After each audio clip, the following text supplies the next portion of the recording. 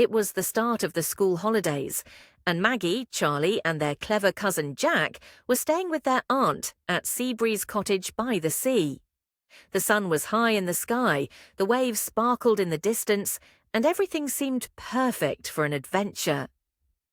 "What shall we do today?" asked Charlie, flopping down on the grass and looking out at the sparkling sea. "How about exploring the cove on the other side of the beach?" Jack suggested, his eyes glinting with excitement. "I heard there's a mysterious island out there and no one's ever been able to find it." "A mysterious island?" Maggie gasped, looking up from her book. "You mean there's an island that isn't on any map?" "That's right," said Jack. "It's called Forgotten Island, and it's said to be hidden by a magical mist. Some people say it doesn't even exist." "Well, that's all the more reason to find it," Charlie said with a grin. "Let's go." The three children, along with Bobby the dog, raced down to the beach, eager to begin their search. Aunt Emily had warned them not to wander too far, but they couldn't resist the thought of finding an island that no one else had ever seen. They packed a picnic, grabbed a few supplies, and set off in a small boat, leaving the familiar shoreline behind. As they rowed out, the mist Jack had mentioned began to creep in. It wasn't like any fog they'd seen before. It was thick and silvery, swirling around the boat as if trying to hide something. The children peered through the haze, and suddenly, through the mist, they saw something, the outline of an island. "There it is!" Maggie cried. "We've found it!" With renewed excitement, they rowed toward the island, their hearts racing with anticipation.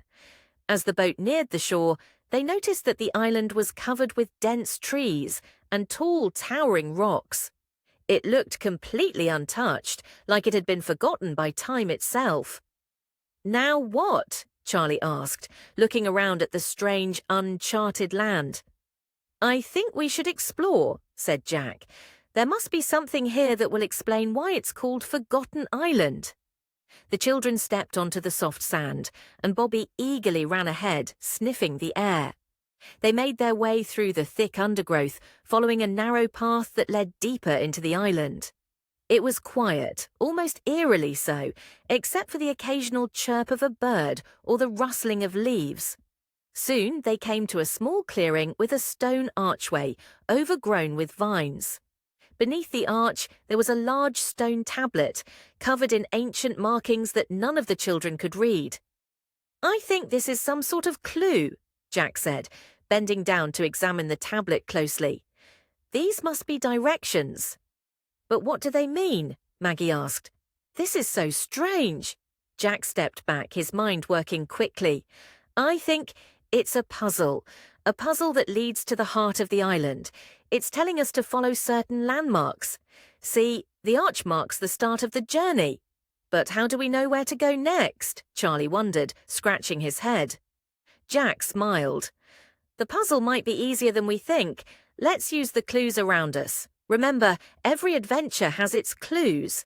If we're clever, we can figure it out." With that, the children began their search, using the stone tablet as their guide. They found a cluster of blue flowers near a stream, which matched a symbol on the tablet, then followed a trail of silver stones that led them toward a large rock formation. Each time they solved one part of the puzzle, the next clue appeared, hidden in plain sight. After hours of searching and solving riddles, they reached the very heart of the island, a hidden cave nestled beneath a towering cliff. The entrance was obscured by thick vines, but when they pulled them aside, they gasped in amazement. Inside the cave were glittering gems, ancient artifacts, and the most beautiful treasure they'd ever seen. But there, in the center of the cave, was an old chest, worn by time, with a heavy lock.